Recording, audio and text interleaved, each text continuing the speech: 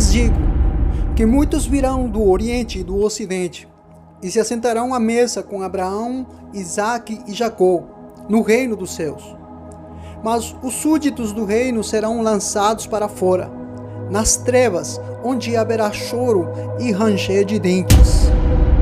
O discípulo não é maior do que seu mestre, nem o servo está acima do seu senhor.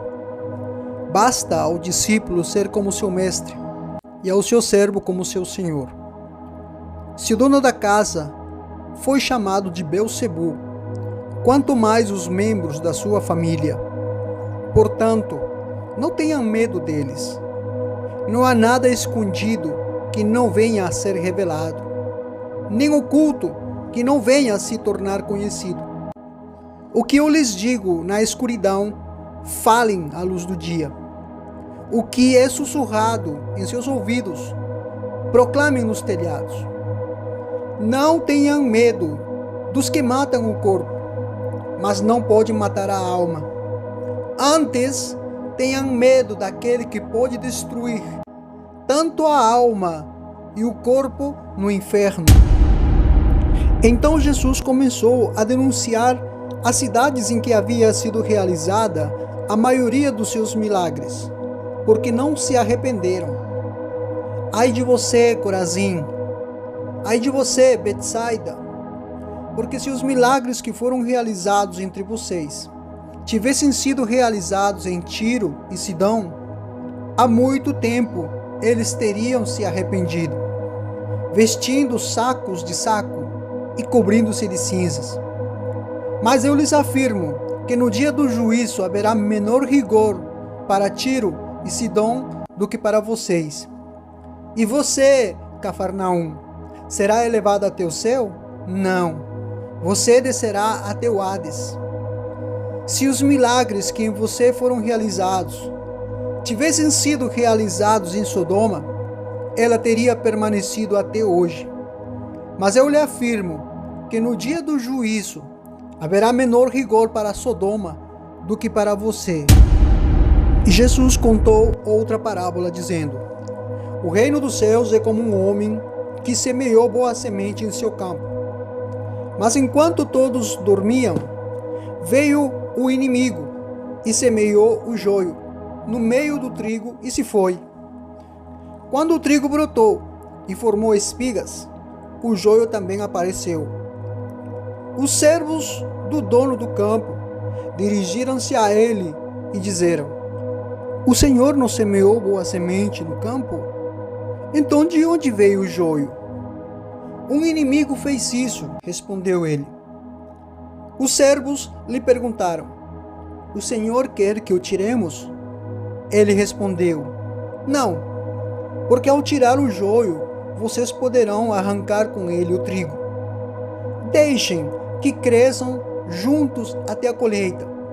Então direi aos encarregados da colheita: juntem primeiro o joio e amarrem-no em feixes para serem queimados. Depois juntem o trigo e guardem-no no meu celeiro.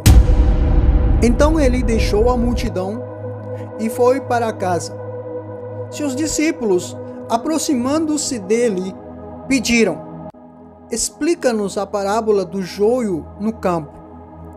Ele respondeu: aquele que semeou a boa semente é o Filho do Homem. O campo é o mundo, e a boa semente são os filhos do reino. O joio são os filhos do maligno, e o inimigo que o semeia é o diabo. A colheita é o fim desta era, e os encarregados da colheita são os anjos. Assim como o joio é colhido e queimado no fogo, assim também acontecerá no fim desta era. O Filho do Homem enviará os seus anjos, e eles tirarão do seu reino tudo o que faz tropeçar, e todos os que praticam o mal. Eles os lançarão na fornalha ardente, onde haverá choro e ranger de dentes. Então os justos brilharão como o sol no reino do seu Pai. Aquele que tem ouvidos, Ouça! O reino dos céus é como um tesouro escondido num campo. Certo homem, tendo-o encontrado, escondeu-o de novo.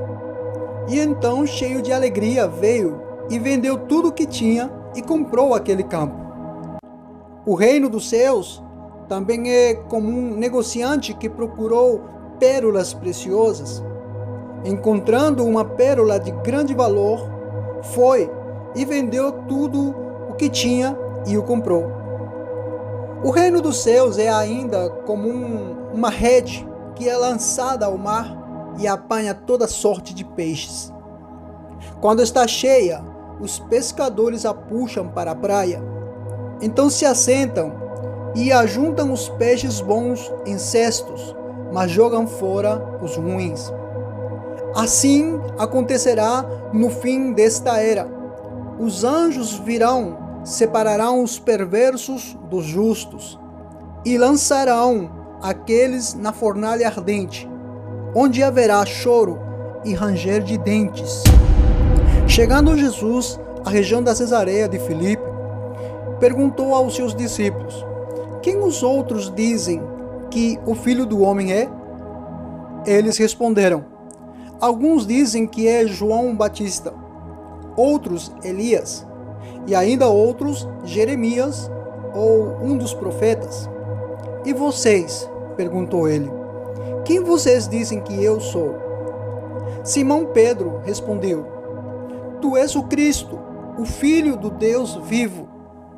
Respondeu Jesus: feliz é você, Simão, filho de Jonas, porque isto não lhe foi revelado por carne ou sangue, mas por meu Pai que está nos céus.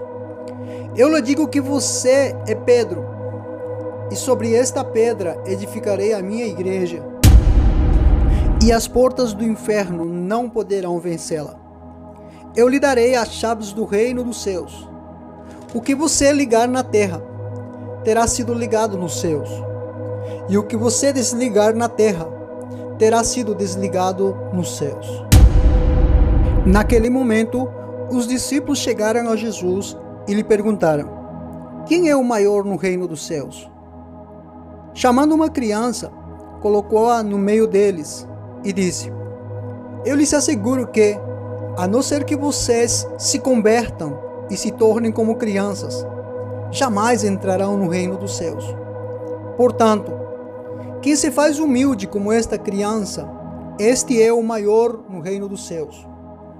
Quem recebe uma destas crianças em meu nome, está me recebendo.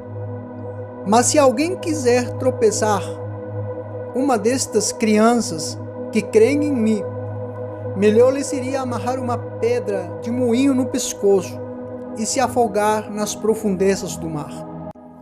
Ai do mundo por causa dos que os fazem tropeçar.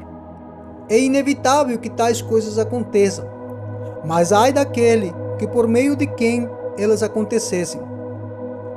Se a sua mão ou o seu pé o fizerem tropeçar, corte-os e jogue-os para fora.